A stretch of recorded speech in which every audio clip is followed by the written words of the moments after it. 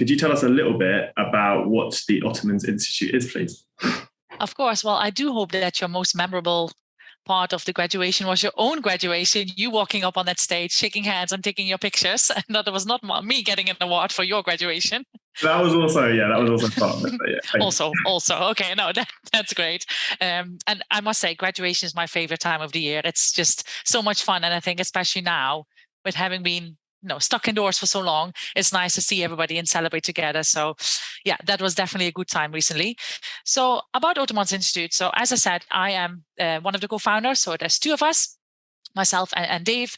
We met already at university. Actually, we met at Brunel. I was the president of the student union and he was the vice president. And we started working together on lots of different projects.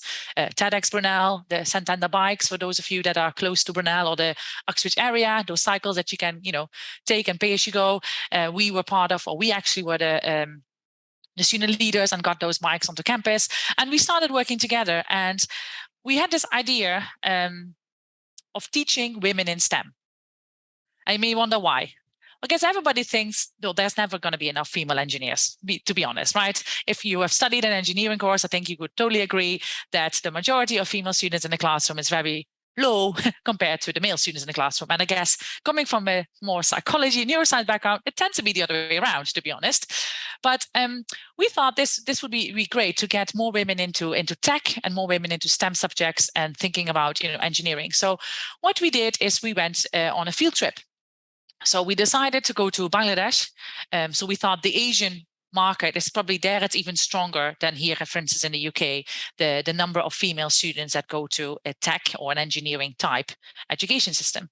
So we went there, and to our surprise, of course, it wasn't actually a surprise, we noticed that indeed a lot of women do not go into these things. But to our surprise, based on talking to students, talking to people in the local community, talking to teachers, talking to principals or people in this, let's say, senior management team of an educational institution, whether that's a university or a college or maybe even something like a secondary school, what we found out is that the education system is much more archaic than in the UK. And what we found that there is a huge, huge gap in the market there of students to become employed. Even if they don't go to university for whatever reason, that can be a totally different discussion. We found out that the unemployment rates are excruciatingly high. It's immense. And a lot of them don't know how to get a job. They don't know how to present themselves, how to write their CV, how to, be something like time management, how to prepare for that interview, how to answer the questions sort of relatively well. So they tend to not take that step. They then don't tend to go for their ambitions and, do what they actually want to do, which I think is a shame because people should be doing what they believe in. They should be doing what it is that they want to do, pursue their dreams, follow their passions. Hopefully the passions are what they're good at align. That's not always the case, but we thought this is actually a bigger problem than trying to get women into STEM. So we decided, okay, this is a problem we would like to tackle, especially for the underserved and unserved communities. Now, why? Because these are the communities that don't have access. They may can go to school, but they don't have, the time or the money often to go to, let's say, tuition centers after school, to brush up on the knowledge. Thinking about those are the parents, they may have been the first generation that goes to school. So the parents might not be able to help them with the homework. They may have to help in the household as well after school. So there's lots of different factors that come into play. So we decided, the team, we had at that moment a very, very small team. Of course, we just, we're a startup. We were founded in February 2020. Just before lockdown hit, so which was unfortunate because whilst we were traveling in Bangladesh, India, Nepal, we did a very big tour over crossing 3,000 kilometers, talking to hundreds of students, probably hundreds or so teachers, as I said, principals, lots of people in the education sector. We even got a memorandum of understanding with one of the state governments in India to teach their students in 10 different schools our own employability curriculum that we had designed, that's ours, and then COVID hit. So what did we do then? So we had already officially founded ourselves. We called ourselves Otermans Institute, and that's what we stuck with from the beginning. We couldn't go there. Dave actually went. He was allowed to still go on the plane. I was going to go a month later when when things would be more quiet in the UK. And then obviously everybody was stuck at home globally. Big problem. So we still wanted to start making a difference because we did feel we had all the tools, we had our curriculum, we had everything in place. So we quite quickly pivoted to an online delivery. That was not easy. Thinking about access to technology is maybe a problem in the UK. Yes, it definitely is. There is definitely lots of people that don't have access here, but in other countries, it's even worse, I would say. So we did do it online. We started with our online online 1 hour weekly sessions via Zoom, and we're teaching underserved learners. So we started with different schools and mainly with foundations, with other organizations, NGOs, charities locally that are there. We liaise with them, and then they join our program if they think it's a good idea. So usually students get about 1 hour a week for 12, 14 weeks, depending a bit on the time of the year. And they get every week is dedicated to one topic only.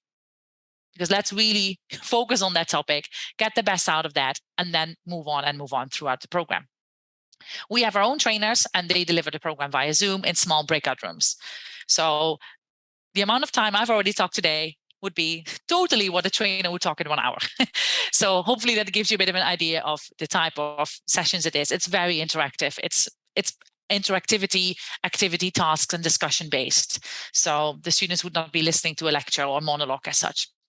And we kept receiving very positive feedback from both the students as well as the trainers and our local partners, because also we wanted to hear what they had to say about it, because sometimes, they did peek in, they became observers in the sessions, and we also have our own observer from our own staff point of view. And then we said, this is going quite well. We started to expand. At the moment, we are working in more than 10 plus countries. So 2 years, well, less than 2 years later in terms of when we reached the 10th country. So we thought, this is going well. Another problem arose, not COVID this time. Well, that was still going on. But when you look at the amount of people that live globally and the amount of people that would like some education, you're never going to have enough teachers in the world to ensure that everybody has access to quality education. We can build enough schools, we can try and get money, fundraise, whatever you want to do it. There will never be enough quality teachers in the entire world. There is already a gap or shortage of 65 million teachers globally. And that number is only going to grow.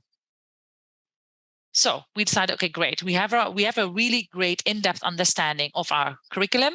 We have tested this. We have published it in conferences. We have presented at the conferences. We published in conference proceedings. We know this is solid. Our curriculum works across different countries, for instance, working with UNICEF in Pakistan, working with UN camps in Iraq, in refugee camps there, working with the government of Afghanistan before the government fell, working in Sri Lanka. It works across different student populations. But as we said, we can't train up enough people to teach all these children. And it's going to be very time consuming anyway. Logistically, it would also be a nightmare. Running, hundreds of millions of Zooms every week. It's not going to work. So we decided to keep that on. And we currently also work with the government of the UK to train up NEET candidates. So people that are in not in employment, education, or training. So to get them more confidence, get them more motivated to, enter back in society or enter the world of work again, or actually help them to get a job. So what we then decided to do is to make use of this wonderful tool that we're using today, technology. But not just, Zoom, but technology as in a broader sense.